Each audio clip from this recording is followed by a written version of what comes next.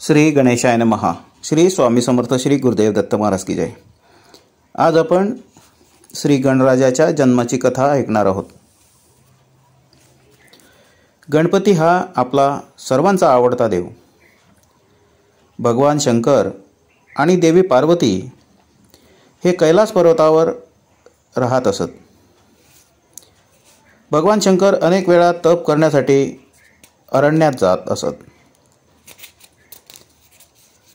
ते बऱ्याच काळाने परत येत, तोपर्यंत पार्वती मातेला एकटे राहावे लागत असे। अशीच एकदा पार्वती माता घरात एकटीच होती। तिला अंघोळीला बसायचे होते, पण तोपर्यंत घराची राखण कोण करणार हा प्रश्न पार्वती मातेला पडला। मग पार्वती मातेने युक्ती केली। पार्वती मातेने अंगावरल्या उठीपासून एक मुलगा तयार केला। त्याला दाराची राखण करायला बसविले। पार्वती मातेने मुलाला सांगितले, हे बघ, माझी अंघोळ होईपर्यंत तू कुणालाही आतमध्ये सोडू नको। मातेने सांगितल्याप्रमाणे मुलगा दाराशी उभा राहिला। जो येईल त्याला अडवू लागला। थोड्या वेळाने भगवान शंकरच आले। मुलाने भगवान शंकरांना अडविले। तो म्हणाला, आई अंघोळ करते आहे, आज जाऊ नको। ते ऐकून भगवान शंकर रागावले। भगवान शंकर म्हणाले, चल दारातून बाजूला हो।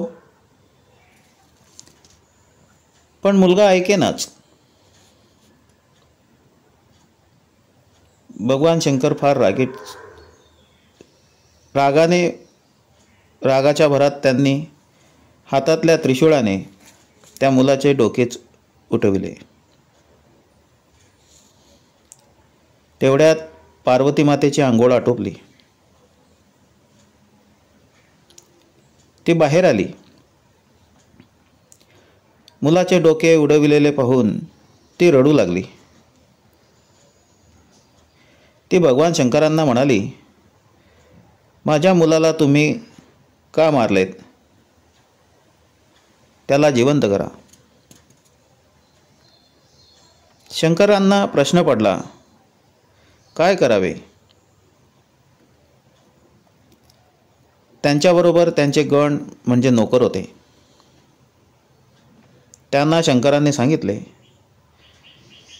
जंगलामध्ये जा आणि सर्वात आधी जो कोणी तुम्हाला दिसेल त्याचे डोके कापून आणा। सर्व शिवगण जंगलामध्ये गेले। तिथे त्यांना सर्वप्रथम प्राणी दिसला, तो म्हणजे हत्ती। त्यांनी हत्तीचे डोके कापून आणले। भगवान शंकरांनी ते हत्तीचे डोके मुलाच्या धडाला चिटकवले। तसा तो मुलगा जिवंत झाला। ते पाहून पार्वती मातेला खूप आनंद झाला। शिवगणांनी आणलेले हत्तीचे डोके लावले म्हणून त्याचे नाव गणपती पडले। अशा प्रकारे आज आपण श्री गणपतीच्या जन्माची कथा ऐकली।